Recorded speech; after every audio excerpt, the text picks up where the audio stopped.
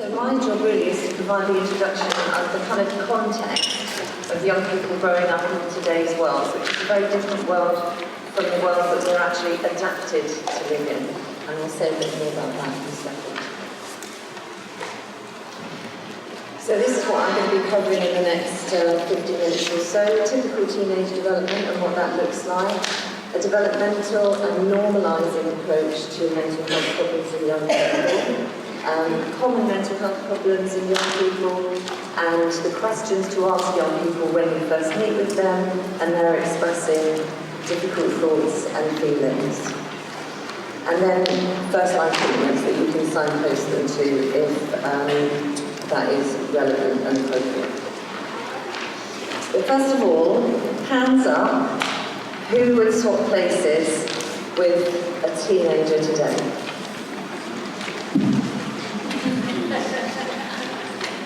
Anyone? Okay, so two, okay. Both mine, interestingly.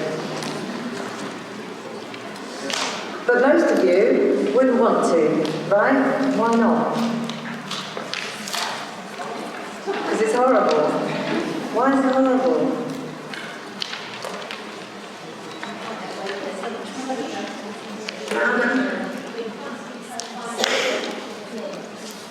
Fitting in, exactly, and belonging. What's fundamental about that is that just like we have a fear of heights when babies, they don't have a fear of heights, and then they start to crawl, and then they develop a fear of heights. Because having a fear of heights was protective. If you were a baby and you crawled off the edge of a cliff while you were roaming around your tribal village, or down a hole, or out, somewhere where it was dangerous, you wouldn't be able to pass your careless genes on because you would fall off that cliff and die. So babies develop a fear of heights. As we move through childhood, we develop other instinctive, innate fears. Fear of spiders, moving animals, things like that.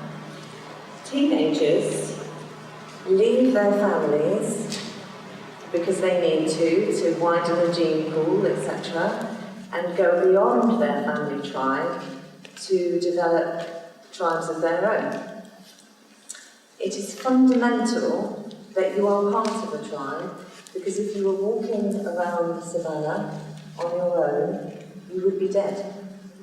So a fear of not fitting in is an innate fear that all young people have. And there is a difference between fitting in and belonging. True belonging is, I belong in this group and I don't have to do anything to change about myself in order to be accepted. Fitting in is, I will do whatever I need to do to change about myself in order to be accepted by the group.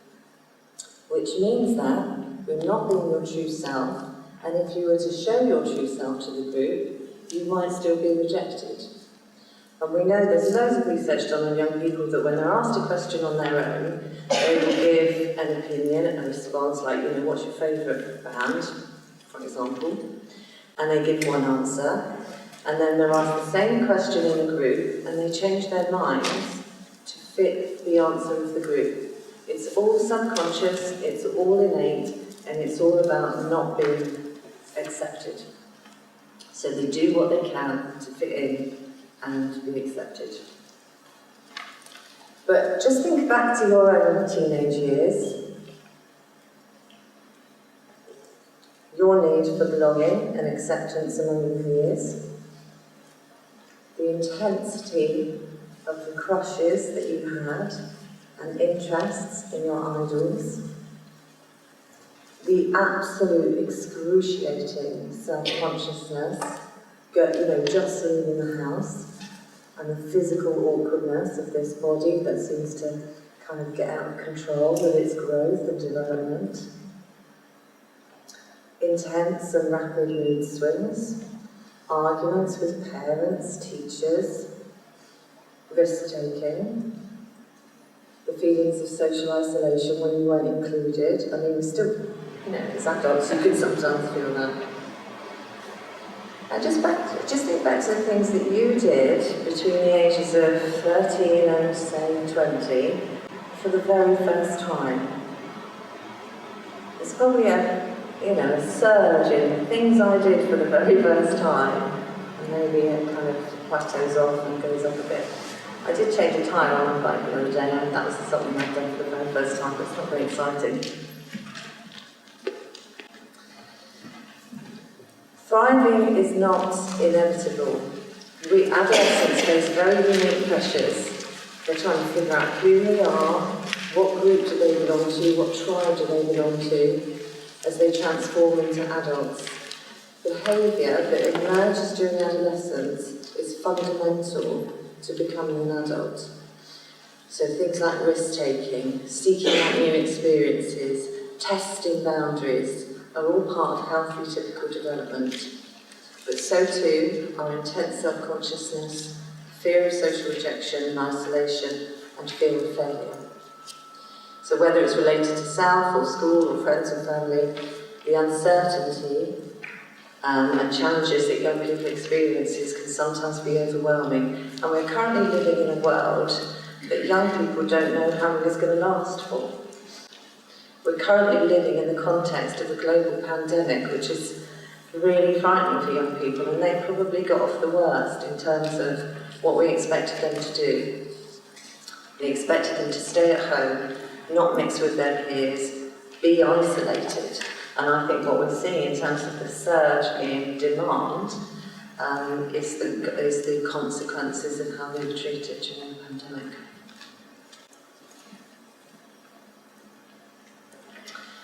So adolescence is a very specific stage of life with specific health and developmental needs. It's a time where developing knowledge and skills, learning to manage emotions and relationships, acquiring skills, resiliences, abilities that are going to be important for enjoying their adolescent years and assuming adult roles. All societies recognise this developmental transitional stage. And now in our society, adolescence probably spans longer than 8 to 10 years. So what we're saying is that, there's, after post-16, most young people will go into further education or training. They won't yet be an adult. And then a lot of young people after that will go to university and they won't really be an adult. When are we an adult? When we start paying taxes? When we start having responsibility? We don't have a society that values young people. I don't know if you remember a few years ago, there was outside a shopping centre, they played a high-pitched noise that only adolescents could hear to deter them from coming in. They're like, we don't want you, we don't like you, get away. They didn't want them hanging around in their hoodies, looking threatening. But of course, the young people need to congregate in groups, and we don't provide an environment in which they can congregate safely and have fun and do the things that they need to do. So we make them feel rejected and, just not valued. Imagine if you played a noise that was irritating to middle-aged women in West Key. I think there might be something to say. They'd say, this is against my human rights, but adolescents just go, okay then. Because, they've got no voice, really. We don't provide youth centres, there's no investment in young people, they're just desperate to do stuff. So they get into bother instead. Because all their energy is in going to being exciting and taking risks. And we don't really allow that. But in the past, adolescence was about 2 to 4 years long, and it was based entirely on physical maturity. Did I miss one there? No. So, adolescence involves behaviour that's very much driven by older parts of our brain. So, as I've said, love, novelty, sensation seeking, and also changes in peer and family relationships. So, peers become more important, or at least as important as family. There's a move away from family ideas, values, opinions, while you kind of try and set yourself up on your own with your group. Non-human animals show the same, particular mammals show the same behaviour. So mazes, set out and they let some mice out, and all the adolescent mice went right to the edge of the maze where there was something exciting just beyond it. And all the baby mice and the adult mice stayed away from it. But, you know, that's what risk-taking looks like in mice. So behaviour emerges that's not present in childhood and it disappears in adulthood to some degree. And risk-taking is normal. And it was really closely associated with the roles that you would have as an adult. So you could set fires, you could climb trees, you could go hunting, you could build dens, you could explore, you could go out on night, you know, trying to find the word, walks, you know, at night time, under the light of the moon, into the dangerous woods and stuff. There isn't any risk-taking that you could do now at 15 that's involved in being an accountant when you're 25. But, you know, we've still got that drive to take risks. So up until very recently, in evolutionary terms, adolescents learned adult roles from adults. They spent the majority of their time with adults, usually the adults that were the same sex as them. So they spent time with the whole community also, so they'd have to look after the youngsters and the babies, and they would spend time with their wise elders who'd seen it all, done it all. They lived in family and community groups, and although times have changed, the world has changed rapidly, and we're very, clever at making new things, our brains and our bodies haven't actually changed. So we've got this Stone Age brain that we're carrying around in an extremely modern world, and we're just not adapted for it.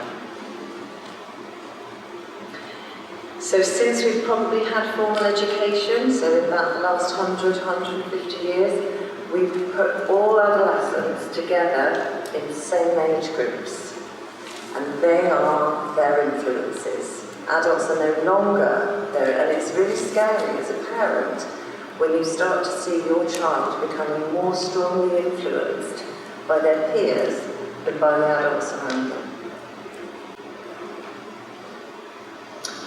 The thing about that is that it means that we're breeding intolerance. You know, teenagers are really not that happy to babysit their relatives for no money.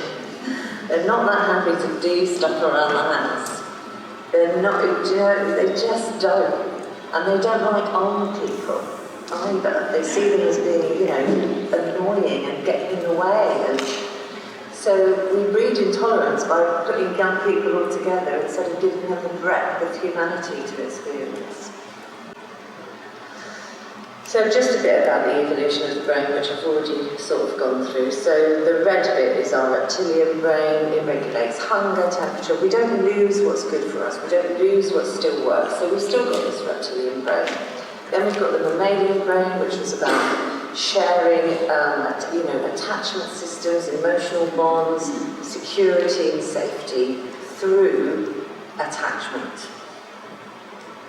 So we rely on others to keep us safe, basically. We have a really, really long developmental period. We're not safe. I mean, how long do you think it would take to, train a young person to cross the road safely? How long would you give a young person from birth to whatever age before you felt they could cross a busy road by themselves? You start the training, don't you, when they're in the buggy, pressing the green man. Oh, look, it's the green man. We don't walk across until the green man's flashing. And then, what do you think? Secondary school? 11, 12? And that's for something as simple as crossing the road, not negotiating complex relationships. So then we've got the human brain that evolved about 24 million years ago. Thoughts and emotions required for complex social living, emotional regulation, compassion lives in this part of the brain, planning, creating, imagining, communicating, cooperation and empathy all live in the kind of new part of the brain. And there's a gap for adolescence. The brain develops from back to front. Judgment, reasoning, planning, complex problem solving, rational thinking, controlling our emotional responses and impulse control are all at the front. The teenage brain doesn't work best with efficiency in these areas. There's usually a rush of hormones during teenage development and lots of physical and psychological changes. Changes in sexual maturity that influence thinking and behaviour in a brain that just doesn't have full capability. What that means in terms of behaviour is there's a real lack of common sense in young people. Thinking that seems very rigid, even they hold on to their ideas, of course. Poor emotional control, decisions that seem irrational, disorganisation. They interpret facial expressions of emotion, so they're more likely to see anger or threat in others wrongly. What are you looking at? That sort of thing. They react more quickly and impulsively, and they seek risks. Back of the brain there is involved in coordination of muscles and movement, but it also coordinates new thinking processes. There's loads of physical growth and changes in the teenage years, so teenagers can be both physically and mentally clumsy. They're strongly influenced by their experience, and it needs exercise. So, for example, this is the part of the brain that learns through experience. You can't tell somebody how to drive. You have to get in the car and drive for several hours, many hours, before you can drive yourself. So in terms of what that means for behaviour, you feel very awkward about your body. There's a strong romantic... Am I getting feedback?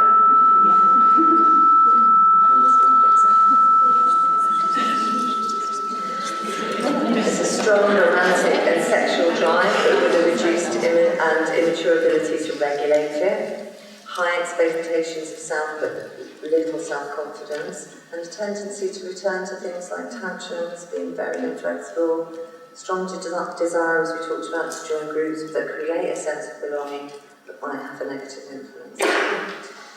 So in terms of mental health problems, 12.8% of young people have mental health problems. So this is young people that have, whose difficulties have gone beyond the normal. By normal, I mean the kind of typical what you would expect. It's considered a mental health problem if it's persistent over time, if it's pervasive, it's, the symptoms are present in a variety of different settings.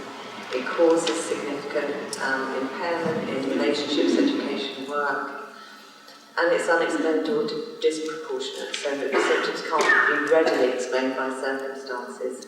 I think this is really important because early trauma can often result in a diagnosis, a psychiatric diagnosis.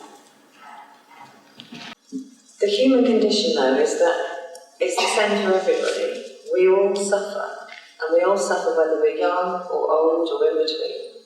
And we suffer because we have a capacity, the brain's a brilliant thing, it's a problem-solving machine, but we suffer because we worry about the future. We ruminate about the past, and we get stuck inside judgments of ourselves and others.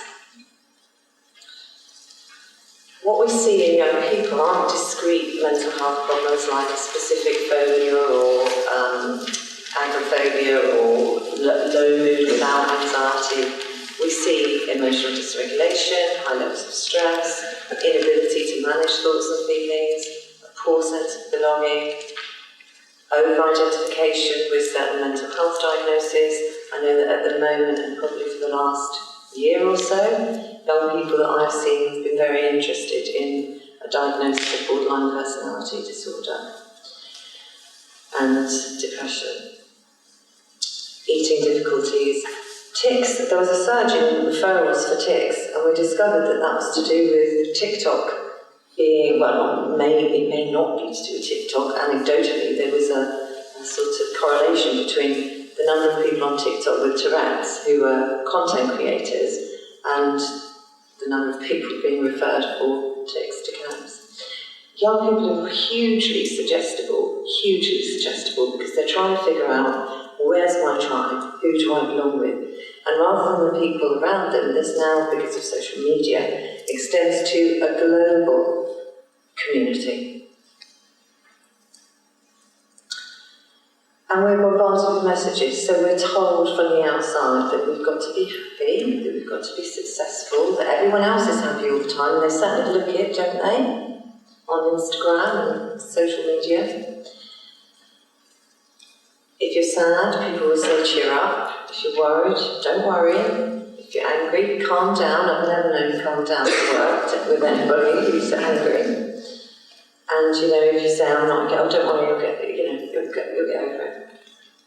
But the real world is really messy and imperfect. It's scary, it's infuriating. There's loads of bad stuff that happens.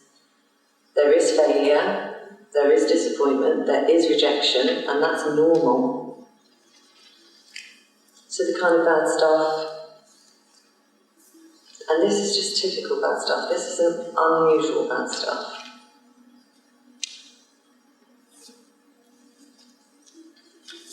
So teenagers have got a lot to worry about, and most of it is related to approval from others to avoid social isolation. We come out of the womb and we all work for 3 A's: attention, affection and approval. We're hardwired to do that because that's what's protective to us. And we don't lose that instinct to want attention, affection and approval from others. It's really important. It's as important to adults as it is to teenagers. But to teenagers, it is vital because they don't yet know themselves. They don't yet know that they can cope on their own. So these are some of the things. Who am I? And young people try on different selves all the time. That's part of the process. How can I fit in? Where can I belong? What do I want to do with my life? That's a decision they're having to make now at 12, 13. How do I look? And the need for acceptance through trying to create a self that one doesn't even know yet. And how the social context influences how we feel about ourselves. And this is even with filters and, kind of social media ready photograph techniques. We know that posting selfies on social media nearly always results in a dip in mood and a worsened body image. Because you can always get one more like than you got, right? You might have got 1,000, but you could have got 1,001. And how many did we get compared to last time I posted a picture? What's wrong with me now? Why aren't that many people liking what they're seeing? And what about, and that's just in the not likes. What about the abuse that some young people suffer when they put stuff on social media? They're compelled to do it because everybody's doing it.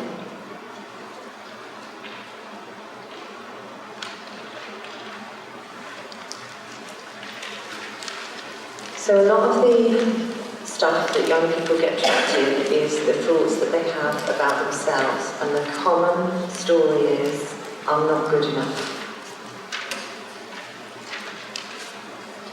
But thoughts and feelings in themselves aren't the problem. Trying to control them is the problem. So almost every psychological problem is caused by the same basic process. We get thoughts that are unhelpful.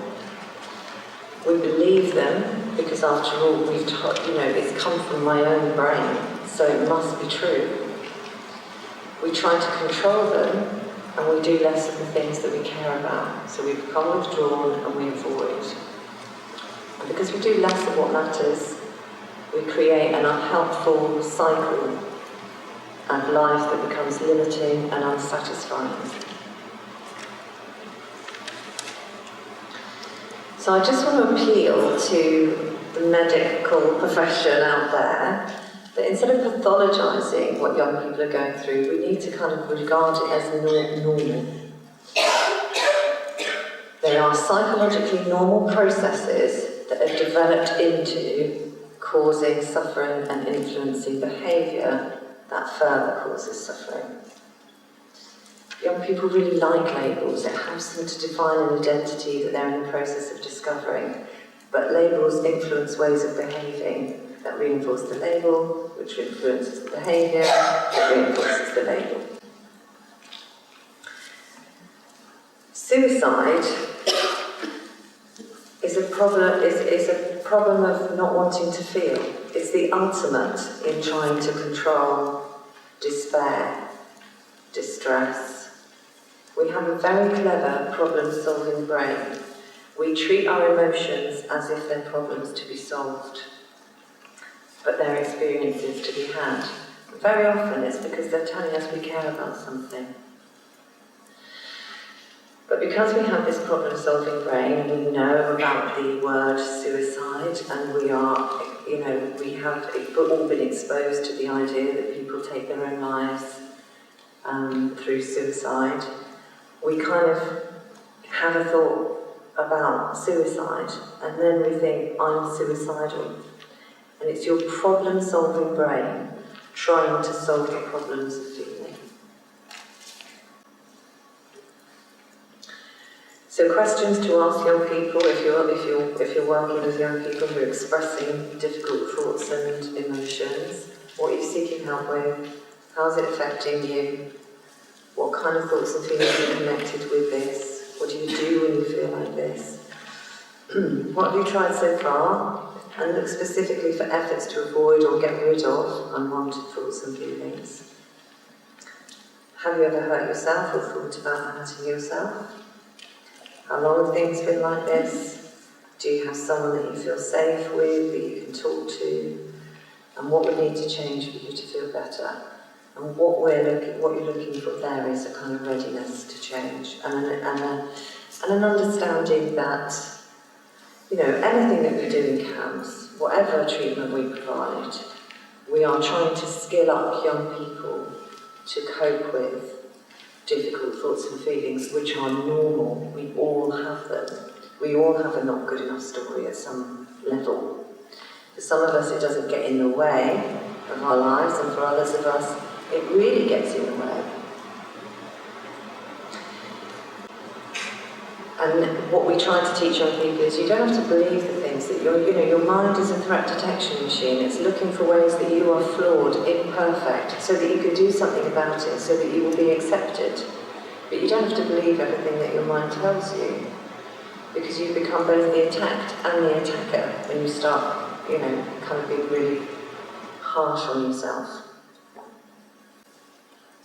So these are some first-line treatments that you can direct people to. And we also have on our website lots and lots of resources. A young person's group developed a Wellbeing in Action Skills Handbook, which is available on the website, and it teaches skills on understanding what you care about, what's important to you, what values do you have, what kind of person do you want to be, what kind of life do you want to live, what are the things that bring you joy. Learn to notice when unhelpful thoughts show up, and they will, to unhook from them and decide if that thought is helpful. Is it taking me closer to the life I want, the person I want to be, or is it pulling me away from that? So that you can choose how you respond. Learn to notice and allow anything that happens to show up in terms of feelings and sensations. They're not problems to be solved, they're experiences to be had, because they usually show you that you care about something. And practice being in the here and now, not in the past, not in the future, but right in the here and now, focusing on the full experience of the moment. This is research-based, the key ingredients to well-being. So if young people get these things in their lives as a basic, then it's very protective of mental health. This is a really good book. It's a self-help book for young people that teaches really, really good skills, regardless of how complex and how difficult, how severe your mental health problems are. And this is also another good book. Thank you for listening. Any questions?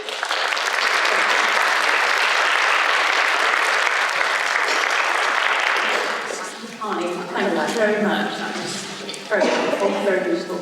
I'm just wondering, a lot of what you've said there, and a lot of what you probably know as well, is down to relationships, connection, that needing to belong. Mm-hmm. Can I ask if you've got any additional advice there when we're dealing with youngsters perhaps on the autistic spectrum who are socially isolating anyway through social anxiety or whatever else is going on for them. Have you got anything additional that you add there? Thank you. What I would add to working with young people with autism is to do some work on the relationship first with them and find out what they really care about. What brings them joy, what is interesting to them, what excites them, what, that's connected with who they want to be or what they want to do, and then make some very specific goals, how they can get more of that in their lives. And if that involves being around other people, they will have to what would they be willing to accept in terms of discomfort in order to do the thing that they care about. So if they have to go to a sort of social group in order to get something that they care about, they're going to be needed to talk skills of allowing that feeling to be there in the service of this thing that I really care about. And if anything shows up in their head in terms of you can't do this, you're weird, or whatever thoughts that they have, they can notice that and choose whether or not that thought is helpful to them. Is it taking me closer to what I want, or is it trying to drag me away from it? The mind is there to protect you, believe it or not, but it does it in a way that is attention grabbing. So it tells you all the stuff that's wrong with you, because then you'll pay attention to it. Hi, thank you very much. That was really, really interesting. So I'm obviously sat here thinking about Ruby, and the issue of labelling and labelling young people is a really interesting and thorny one. And I completely get what you're saying about their suggestibility and their ability to sort of meet and match up to a label once they're given it. The flip side of that, of course, is that giving a young person a label can reassure them and stop them feeling confused and inadequate and rubbish about the way that they are, because it was obviously an explanation. Ruby was never given real labels. She had lots of issues and admissions to hospital, but she was never really given a label. And I think she struggled quite a lot with that, because none of us really knew what her issues were except in their presentation. I just wondered if you had any reflections on that, really. Yeah, I think as a society we need to move away from pathologising people's trauma. So Ruby's very early experiences would have been distressing, and she probably would have spent a lot of her early years in kind of fight, flight. How does she get her attention, affection and approval? What did she have to do? The behaviour that works when you're very little, even if it's shutting down, zoning out, getting to freeze at the fight, flight, freeze stage, might not necessarily work as an adolescent or an adult, but it's all you've got. And so you keep doing it because you don't know what else to do.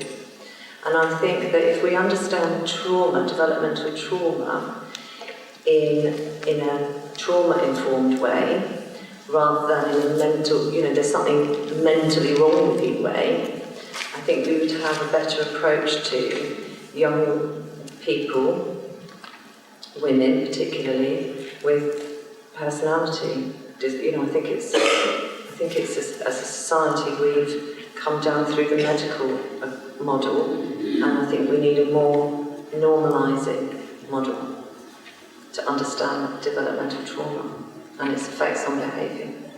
Is the idea perhaps to just sort of try and stay with them, and accept that these things do happen, and we should try and get young people not to avoid them. Thank you. Yeah, is that correct? So that is absolutely correct. So, and the way that you can teach young people to do that is when you're with them. I was watching. The thing is, sorry, I've got lots of thoughts going around in my head, and I will answer that question. We have mirror neurons. So if somebody feels something, we feel it too. Mothers, when their babies are crying, also feel distressed. I'm sure fathers do too, I'm not being non-inclusive. And we pick up the baby, and we rock the baby, and it makes us feel calmer. And then eventually the baby, sometimes they don't, do they? Stop crying, but if you feel at least calmer because you're rocking and soothing yourself, and that translates into the, that gets projected into the baby. If you've got a reliable and sensitive caregiver, that's how you learn to regulate and soothe. And actually swaying, if you do it, makes you feel calmer, because even if you weren't rocked as a baby, you had the experience of moving in the womb, so rocking is actually quite a soothing thing to do. But maybe side to side gently, rather vigorously back and forth. But your question was, when other people are in distress, we feel in distress. And this is one of the reasons why mental health professionals can burn out, because we feel the distress that people feel. And we don't like it. So we say to people, oh, don't, you'll set me off. Don't cry, you'll set me off. But actually crying or being in distress or discomfort, not so much distress, but discomfort, tells you that you care about something. Something's really important to you. So the way that you would teach a young person to identify what's happening to them and to embrace their experience, however uncomfortable it may be, is to say, what's showing up for you? Where do you notice it in your body? We've got neural fibres travel, 80% of the neural transmission is from body to brain, not brain to body. So most of our way that we experience and sense the world is through our bodies. We wouldn't know the world without our bodies. So what's showing up for you? Whereabouts is it in your body? What does it feel like? And just allow it to be there. It's normal, it's okay, it's a feeling. And then it will pass in its own time. You all know that. You've all been sad, you've all been totally in despair at times in your life. And here you are, all calmly sitting in a conference. So it doesn't last. I guess it's not so much a question as kind of a point about going back to the autistic adolescent. Just from the point of view that it just for anybody out there who doesn't know about autism very well, is it's not as simplistic as that in terms of, I think, anybody on the spectrum at any age is trying to live in a world that's set up for someone's mind who is neurotypical. And that at any age, be that baby, child, adolescent, adult, is actually really very difficult and very traumatising.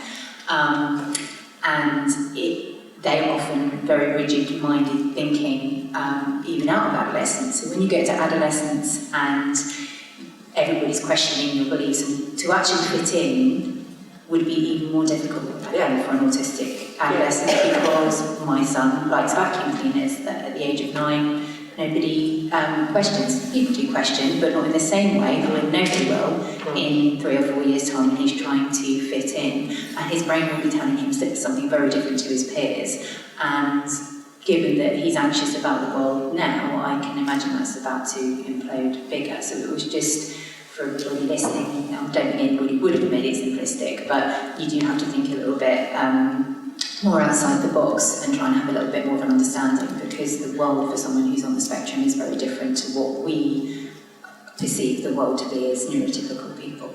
And so it's an added layer on top of everything else that we've been discussing. So it's more of a point of question. No, thank you, and I think that's a really important point to make. And I'm being an advocate for belonging, true belonging, not fitting in, and accepting yourself as you are.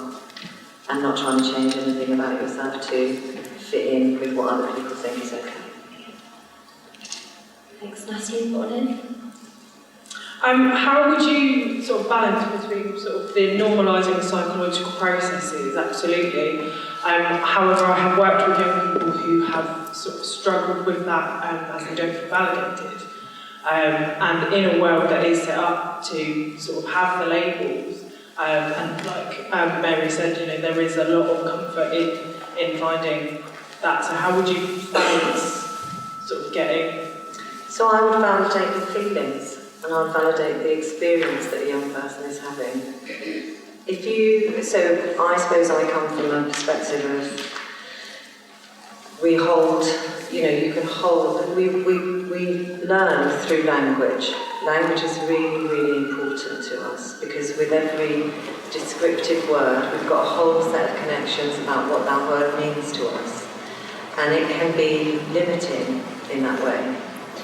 So I would validate the experience that the young person is having, I'd validate the distress, and I would see, what's the function of the behaviour? Because in the end, anything that we try to help young people with, it's going to be down to changing behaviour. That was, even if that behaviour is when I get this thought and I get this rush of adrenaline and, I feel like I can't cope, I'm going to do something different. I'm going to take a breath. I'm going to become very much in the present moment. And when I'm calmer, I'm going to decide what I'm going to do. But it's not so much about labels as it is about changing behaviour.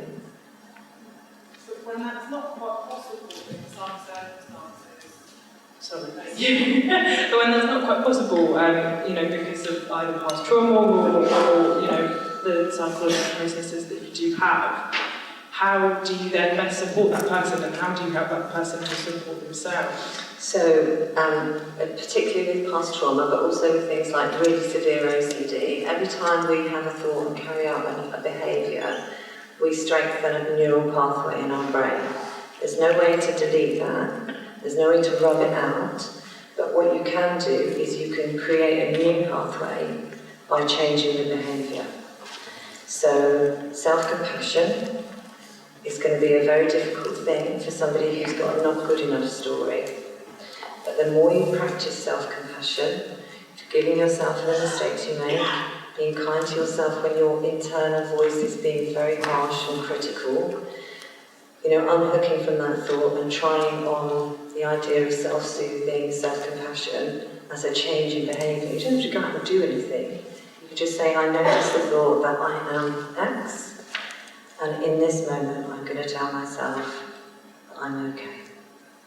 I can get through this.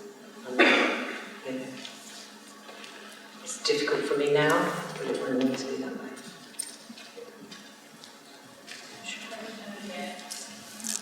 Hi there. I actually have two questions, if that's right. The first one was just about the statistic that you got up, that the 12.8% of young people have mental health problems. Just curious, where did that come from? And the second question was, you mentioned as you were talking that some people suffer from the I'm not good enough issue, and others don't. Do we have any sort of way of maybe educating people who do suffer from that to not do that? I mean, obviously you've talked a little bit there about that, but do you think we can actually educate people, say, in their early years to not have that issue? It's very difficult, isn't it? Because, from a micro point of view, we learn quite quickly how to get our attention, affection, and approval, and it becomes conditional. So, for example, you might learn to be a pleaser or a giver in order to get feelings of self-worth, and then you might end up being totally perfectionistic and as an adult in order to get feelings of self-worth, because your behaviour is conditional on receiving that and feeling good enough. And I think that we're in a bit of a double bind in society because everything is measured by some sort of grade or value that we place on things right from a really young age. Kids as young as 11 going through assessment processes where they're told, if you don't reach this, then you're not good enough for that. So it's kind of endemic in our society, this kind of not good enough thing. But I'd just like to invite you all to think about and write down your worst thing that your mind says to you about you. When you're in a tricky situation, or somebody that you care about isn't responding on text, or whatever it is, whatever's triggered it, what does your mind tell you about you? What's the worst thing it says?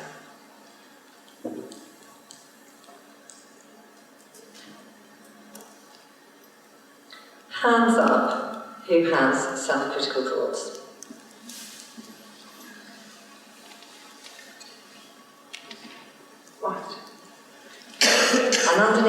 of that is a not good enough story, because behind self-criticism is not good enough. So we all have a not good enough story because we do. So the trick is being able to notice that thought when it shows up in all its different guises, and say, I'm having the thought that. It's not me, I am not my thought. I'm having thoughts. I can choose whether or not this thought is helpful to me. All these not good enough thoughts are protective. Your mind is just trying to protect you. This is what's wrong with you, do something about it. This is what's wrong with you, don't go into that situation where you could get rejected by other people, and that would be a disaster, your life would be over, and you're better off not leaving the house. Does that help?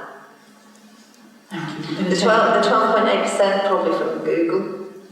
Thank you, Natalie. We're going to take one final question. It's kind of more of an observation, and interested to hear your feedback on it. I think probably in our setting, we find our biggest barrier is that 0.8 on the questions to ask, is that readiness to change. We have a lot of young people who present as, I am beyond help, I have tried, even if they haven't tried anything. Nothing will work. I've tried that already, and I'm interested to know if you have any sort of helpful pointers on that. Well, first of all, ask them if they're being honest. And secondly, I would say that is another thought that they're clinging on to too tightly. If they're, how I start with young people is I say, kind of what's important to you? And there are kind of a list of things that generally people find are important in their lives. How on track are you with all of those things on a scale of 0 to 5?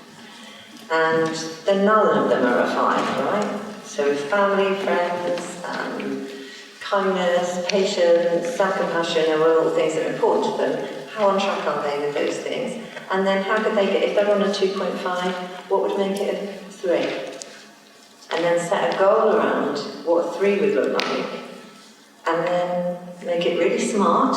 What would that actually look like when you're actually going to do this? What are you going to have to make room for in order to do this? And then go and do it. It's just a kind of another unhelpful thought. I'm beyond help, I'll never get over this. Again, it's the mind's way of saying, just don't try risking it, because you might fail, and if you fail, then you're not good enough.